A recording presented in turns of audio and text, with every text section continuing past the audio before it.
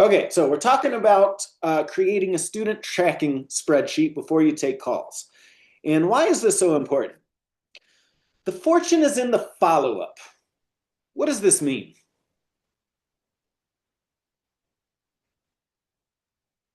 Well, I think last week you mentioned how it takes up to like 7 or 8 touch points and follow up for a client, like so a prospective client or participant Yeah. to So join. so I asked the question, how many times do you call new students or prospective students? Or how many times do you think you should call a prospective student? And I think both Huli and Naima said one or maybe two times, right? And let's talk about that. So I'm going to ask that question again. How many times do you normally contact a student to sign them up? Let me ask you this one, Cody, since you weren't here last week. What's your process typically like there? I usually touch base with them in email or chat or text messages, Uh-huh. and then I try to schedule a call, but I seem to be losing people in our text messaging, Hmm. especially after I tell them about the pricing, then there's crickets. I don't hear any more from them. So Hmm. how many times, whether it's a phone call, a text message, an email, how many times do you attempt to make contact with somebody? Usually at least 3 or 4 times. At least three or four times? Okay, good. Mhm. Yeah. So most teachers tell me one or two times, right? And the truth is that it may take 5 to 8 touches. What do I mean by that? A touch. Any kind of contact? Basically, yeah, it's an attempt to make contact, right?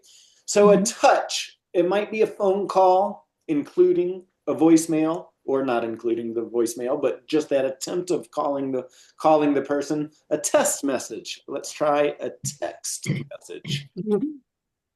Sometimes it's a test. It might be it might be a text message. It might be an email. It might be a direct message, right? So think about it as a touch could be, it doesn't necessarily mean that you have actually talked to the person or made contact. It's just the attempt to contact the person. Why does it take so many attempts, right? Because that's often people are like, whoa, 5 to 8 times? That's a lot. Yeah, it is a lot. The reason why is people are busy, people are distracted. People might have, or you might have, I get this one a lot. So I live in Central Park, and if I go a couple of blocks down the street, there's no cell phone reception. And if Yeah. I'm in a dead zone, the call doesn't register on my phone. And a lot of people think that, oh, that person didn't call me back. Well, no, the call didn't register on my phone in the first place. So how can I call you back, right? So that's a really big one. People depend on technology and text messages and missed calls and stuff like that. But the truth is, you can't rely on that. The text message doesn't always register on the phone. The email doesn't always go through, right? Mhm. So a message just might not get delivered. Or if you look at my inbox, you will see I have an overcrowded inbox. I might see, like, I have this, it's probably not the best thing to do, but sometimes I wake up at 3 o'clock in the morning and I will look at my phone and I'll see a message and I'm like, well, it's 3 o'clock in the morning. I'm not going to reply now. And then when I wake up at 7 in the morning, I'd forgotten that message came Mhm. in, right? Mhm. So um, it does. You shouldn't just assume that people are ignoring you or not calling you back, but there's a variety of reasons why you might need to make all of these attempts, right? At the same time, you don't want to overdo it. You don't want to chase. I remember one time a few years ago, I went and test drove a BMW that I was thinking about buying, but it was too expensive. I told the guy straight up, like, I'll give you this much money, and he wouldn't negotiate with me. So I said, okay, forget about it. That guy called me every day for like the next 2 weeks, and every single time, okay, are you going to take my offer? No. Okay, so well, stop calling me, right? Like at that point, you're just chasing, right? So you don't want to do that. If you try more than 8 times, you might be chasing, you might sound desperate, and you might lose a future opportunity. Sometimes people might call you today because they're looking for information to sign up in June, right? And so if it's February and I'm all, I'm a little over aggressive, or if I'm doing it a little bit too much, then that person's going to say, okay, well, I was going to work with you in June, but now I'm not going to work with you because you're just bothering me, right? For this type of thing, it should take somewhere between 5 to 8 touches. Now, people buy things in phases, and so you have to understand that the first phase, what you're really looking to get to, is an official conversation with somebody. So we've got 3 different phases when it applies to us in signing people up for English classes. We have the awareness phase, where we're looking to try and turn somebody's curiosity into trust, right? We're trying to build rapport. We're trying to make this person understand that, yes, I am a trusted person that can probably help you with the problem, right? So think about this like, if in milestone 2 you remember, I told you to put flyers up at like at your local carniceria, right? So somebody might have been shopping for some, meat to make some tacos tonight, and they saw your flyer. They actually weren't looking for English classes, but they saw your flyer, so they called the number on the flyer, right? And so that's the curiosity, right? That's the curiosity awareness phase. The next phase you want to push people into is the discovery phase. This is where the real conversation happens, where we're looking to uncover the pain, we're looking to ask those questions. And once we've uncovered some kind of pain, then we're looking to move somebody through to the commitment phase, which is to create a mutually beneficial relationship and ultimately charge that person money and sign them up for your classes. Does that make sense? Mm-hmm.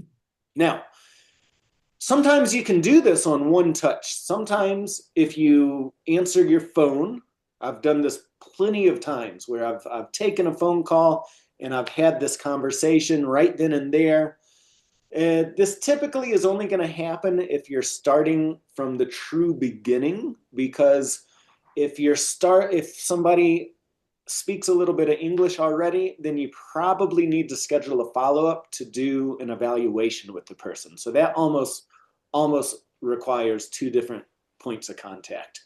Not to say it can't be done. I've done evaluations with people on the fly on the phone. I typically prefer to do it in person or to do it via Zoom, but you can definitely do it on the fly if you want to.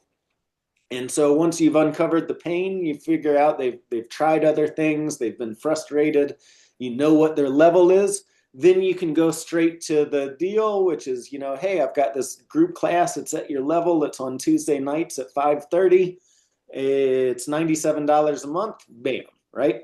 But sometimes these take a couple of different points of contact to get through all of it. Definitely try and go through all 3 of them on the first call if you can. It sometimes if you create a separate follow-up meeting to do, oh, okay, like I know everything I need to know, but like let's go ahead and just meet in person. Something can happen between then and that meeting that can overcomplicate it, or the person doesn't show up or whatever. You're creating your own point of friction. It's all going to depend on kind of how the call goes and like how you're feeling the person in that moment, right?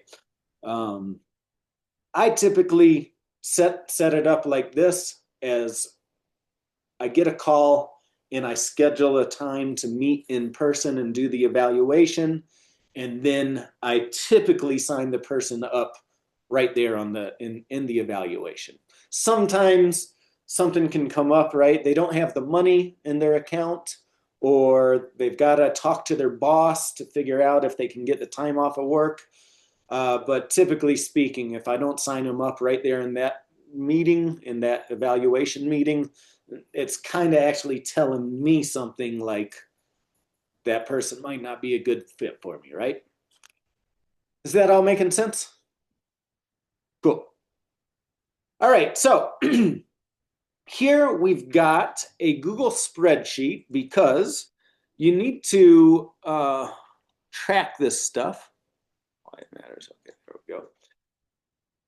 Qualified. You'll need to track who's contacting you and how many times you've tried to contact them, right? So I actually have this so you can just copy it from Google Sheets and you can use this exact same template. But anytime somebody calls you or sends you a DM from Facebook or LinkedIn or sends you an email or however they're contacting you, you want to create a system so you can stay on top of that. Typically speaking, you want to put their name, their phone number, their email address, if you can. I'm not too worried about email addresses. If you can capture it, great. I use mostly phone calls and text messages, right? But then look at that next column, contact attempts, right? So you want to track how many times, I consider a contact attempt, how many times did you pick up the phone or text message or send an email or send a direct message, right? My personal process, and we're going to get into this a little bit in more detail in the future, where I'm also going to give you my scripts and the exact messaging that I'm using. But I'll typically attempt to call somebody 3 times. On the first phone call, very important, if they don't answer the phone, I leave a voicemail and I send a text message. Then I will wait 1 or 2 days. You don't want to wait too much time. You want to give them a little bit of time because if they're super busy and they just haven't had the chance to call you back, if you call them, if I call you now and then I call you back in an hour, that hasn't given me enough time, right? That can bother people.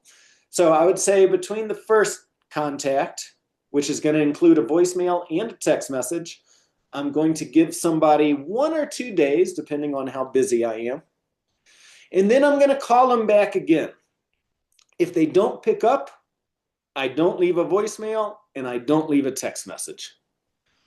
And then on the next day, or maybe the next day after that, I will call again. I will leave a voicemail and I'll leave a text message, and I'll probably be sending a message like I'm walking away, like, hey, I get it, you're too busy.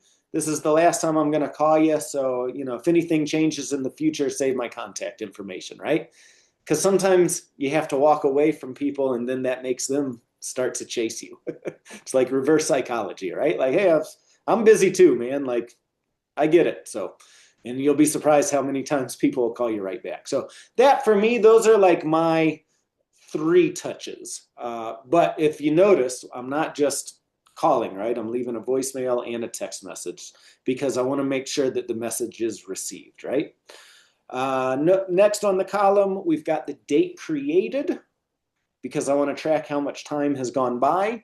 You can put the date of your last contact on there. So just, like, oh, when next time you look at your sheet, like, oh, I called this person. Oh, it's been a week. I better get on it, right? The notes section is just for any time you actually talk to somebody. You want to try and get organized and keep a record of that. So the next time you call them, you know what was discussed. And then you see in the next column over, we have our next step. And then we have our current status, right? In terms of a current status, you should have an open status. That means the person has not been contacted yet. You should have an attempting contact, which means you're actively going through this kind of, 5 to 8 touch process, or 1 to 3 touch process, however you want to understand that. Super important, change it to book for intro if you've scheduled that introductory evaluation with somebody. The next one is you can call them enrolled or call them a student, whatever you want to call it, just to say, yes, this person is a paying customer. Be very careful with that. They must have paid you to be considered an enrolled or a student, right?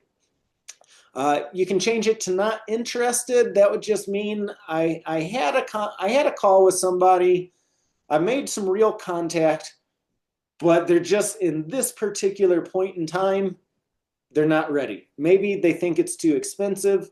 Maybe the distance isn't right. Maybe the schedule isn't right. Maybe the timing just isn't right, right? Like they're looking for to get started in June and they're just trying to figure out their options now, right? There could be any number of reasons why somebody might be considered not interested. Another one is unable to reach. So I've gone through my full process and they never picked up the phone. They never responded to me. I was never able to have a real conversation, unable to reach. And then unqualified. What is a qualified lead? A qualified lead has pain and has money to solve the problem, right? Somebody's unqualified if they do not have pain, if they do not have money, if they don't, for me, it's pretty serious. If somebody's unqualified, that means I'm never going to try and contact them again. And that means I might even block them from calling me again, right? It's somebody I've determined I do not want to work with. There is not a good fit. I very rarely put somebody into that status. Like something's pretty serious has happened. Let's talk about the money thing, right? Somebody might not have money today because they're not working, but they get a job 3 months from now and they remembered that conversation that they had with you. And so they come back and now they have money, right? So be careful with how you call somebody unqualified. Just because they don't have money today doesn't mean they're unqualified. For me, unqualified is like they've bothered me. I don't want to work with them. Does that make sense to everybody?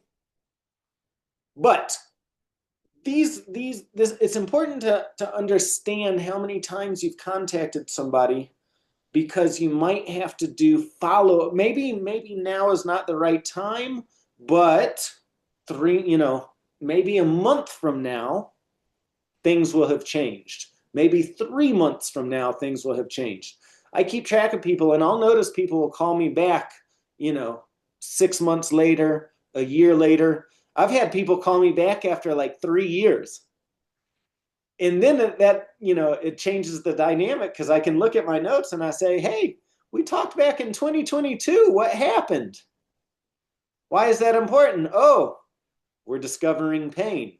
What happened is I went to the free place and I didn't get anything out of it. And then I went to the community college and I didn't get into anything out of it. And I tried 5 other programs and, I should have just signed up with you 3 years ago. Well, now we've discovered a lot of pain, right? Those are actually my favorite students to work with because they've tried everything else and it doesn't work.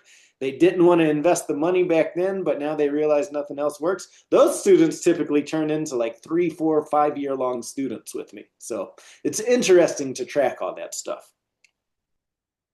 All right. So yeah, this is just basically what I just said, right? So copy this template for your own use on Google Docs. I'll go ahead and pop this into the chat for you right now.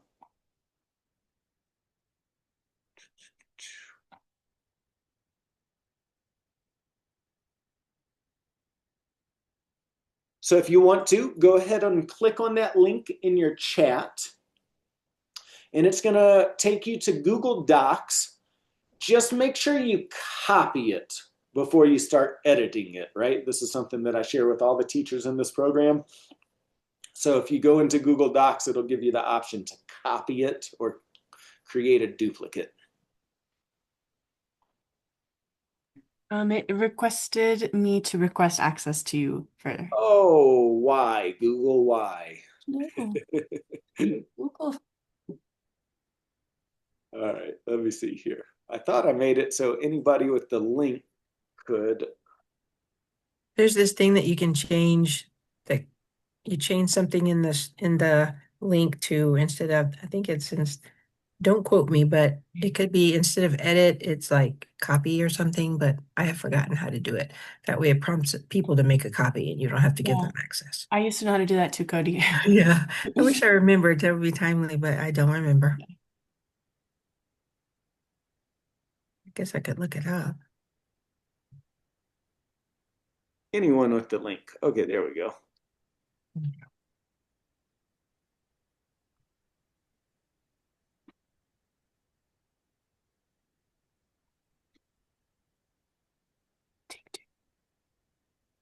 Oh, now it opens. Okay, there we go. Yep. Yep, thank you. Cool. So I think once you open it, if you go up to File, you Yeah, can just click here where it says Make a Copy, and then you'll see it says Copy of Customer Relationship Manage. That's what you want. thank you. All right, cool. So was that helpful for everybody? Mm-hmm. Questions, comments, concerns about this?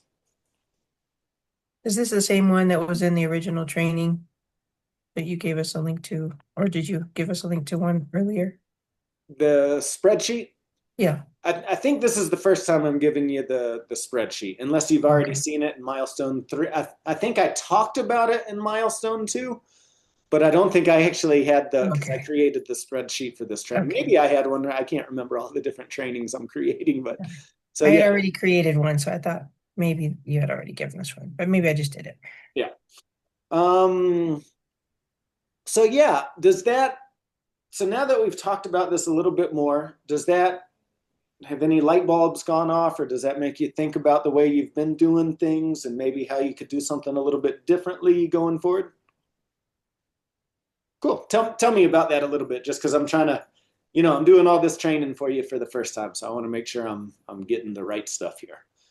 I felt like I was being a stalker by maybe reaching out too much, so I've been really hesitant to just keep reaching out. Yeah. Let me ask you this. On that the first time you call somebody, are you leaving a voicemail and are you sending a text message? I'm not actually calling them unless they say they'd like to get on the phone. I offer a call in the text, but I'm not just calling them first. Okay. So you're doing text message first. That honestly is fine. Um, Okay. it's interesting. I always prefer phone calls because I think anytime you get the opportunity to talk to somebody on the phone, that's Mhm. where the magic happens, right? This day and age, a lot has changed, and people are much more responsive to text messages than they are to phone calls. I used to hate text messages. Like it would really bother me if somebody would send me a text message. But now that I'm a teacher, it's really hard, right? If I actually now prefer somebody send me a text message, because if I'm in class, I can see the text message. But if they call me and they leave me and one thing I don't like is you can leave voice recordings via text message.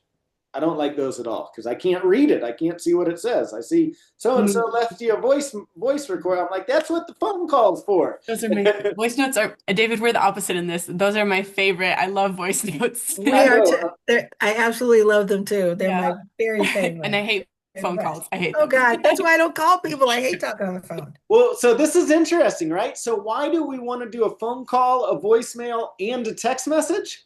We've got three different people, and three of us have completely different preferences, right? So that's why it's important. Do a phone call, do a text message, and do a voicemail. It might seem overboard, right? But the thing is, in my opinion, this is a very important phone call, right? I'm going to change your life by teaching you English. So this is the most important phone call of your life. Think about that, right? That's my thought process on this. This is the most important thing you could possibly do is learn English with me, right? So I'm going to treat it as the most urgent phone call in the world. That said, then we step back, right? Give them the time to respond. Um, you're not being a stalker because it's just when we understand how distracted people are this day and age and how busy, it didn't used to be this way, but the truth is most people are balancing a full-time job, if not two full-time jobs or three, right? I talked to some students that work 6 days a week from 5 in the morning to 10 o'clock at night, like people are busy. People have families, people have kids, people have social lives, people have all kinds of stuff going on, and you want to make the contact, but then give them the opportunity to follow up with you. But don't just take it for granted that voicemail or that text message. That's why you do want to follow up a few times, right? So if you do it this way, where you call, you leave a voicemail, you leave a text message, that way you're 100% sure you've hit all three bases, and your phone number should register on the person's phone. You call again a few days later, and then you call again and say, okay, I'm not going to bother you anymore. That way you're walking away, you're saying, okay, I'm not, you're doing the opposite of being a stalker, right? You're saying, okay, I get it, you're busy, I'm not going to call you anymore. And by the way, is that the mate thing? You got it. Oh, I love it. That brings me back. So yeah, any other questions or comments about that stuff? Again, we're going to get more into some specific scripts and stuff like that in the future, of how to say things and what to say on each one of those points.